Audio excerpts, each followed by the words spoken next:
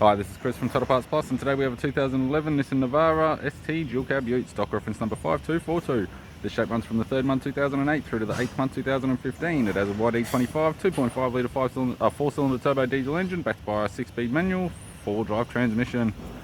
YD25 2.5 litre 4-cylinder turbo diesel engine. We have the right hand headlight, left hand headlight, left front 16-inch factory alloy mag with a good tyre, left power door mirror.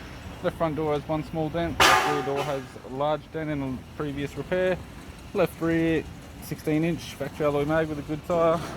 Left hand tail light has a small scratch. Factory fitted tow bar supplied with all bolt brackets and loom. Tailgate has multiple dents.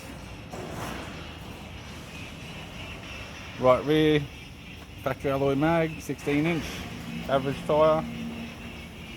Right rear door has 5 small dents. Right front door has 2 small dents, right power door mirror, and a right front factory alloy mag with an average tyre.